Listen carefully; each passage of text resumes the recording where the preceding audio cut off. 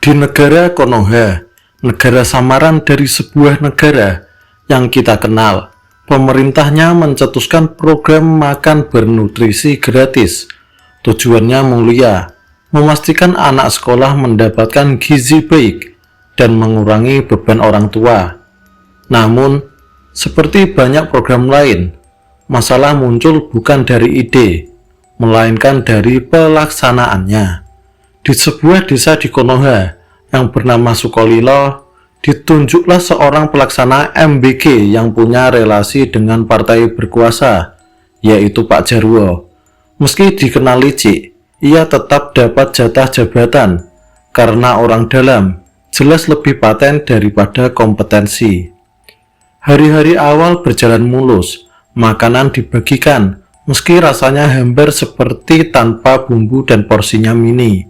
Lebih cocok untuk makanan penjara ketimbang anak sekolah. Namun, di hari ketiga bencana datang. Anak-anak mulai mengeluh sakit perut, muntah, bahkan ada yang terkapar di kelas. Petugas kesehatan turun tangan, dan hasil penyidikannya mencengangkan. Anak-anak keracunan MBG. Selidik punya selidik, ternyata Pak Jarwo sengaja membeli bahan makanan murahan. Bahkan ada yang sudah kadaluarsa. Dapurnya pun jauh dari standar kebersihan, mirip gudang pupuk yang dipaksa jadi dapur umum.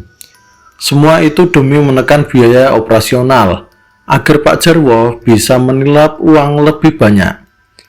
Beruntung, sebagian besar anak yang keracunan akhirnya pulih. Namun, satu anak seorang siswa bernama Nafa tidak selamat. Ia memiliki kondisi khusus dengan imun yang lemah. Tubuhnya tak sanggup menahan racun dari makanan murahan seperti itu. Kabar kematian Nafa menyebar dengan cepat, membuat orang tua murid ketakutan dan marah. Anehnya, hukum tidak menyentuh Pak Jarwo. Aparat malah menekan warga yang berusaha bersuara. Di Konoha, hukum memang mandul ke atas, tapi tajam ke bawah. Seakan-akan keadilan hanya mimpi bagi yang miskin, sementara pejabat bisa bebas melalang buana. Namun, jika hukum manusia tidak bergerak, maka hukum Tuhan tidak pernah tidur. Malam-malam mencekam. 1 minggu setelah kematian Nafa, mimpi buruk mulai menghantui Pak Jarwo. Setiap malam, ia didatangi bayangan seorang anak kecil. Tubuh anak itu pucat, matanya sayu, dan ia terus mengeluh sakit sambil menatap kosong. Ia berkata ingin sekolah lagi, ingin bermain bersama teman-teman, ingin bertemu keluarganya. Mimpi itu datang berulang-ulang, membuat Pak Jarwo tidak bisa tidur. Wajahnya yang dulu licin penuh tipu daya kini berubah layu. Matanya cekung, pikirannya kacau.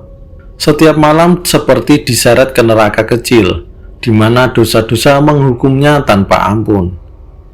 Stres menumpuk, rasa bersalah berkecampuk dengan ketakutan. Hingga suatu pagi, warga Sukolilo gempar. Pak Jarwo ditemukan tewas di rumahnya, dengan mulut berbusa dan tubuh terkulai. Ia bunuh diri dengan menenggak racun pestisida yang biasanya ia pakai di sawah. Berita kematian mendadak Pak Jarwo segera menyebar. Media nasional menyorot tajam karena kasusnya terkait program pemerintah. Warga Sukolilo hanya bisa tercengang. Pejabat yang dulu tidak tersentuh, kini binasa dengan cara memalukan.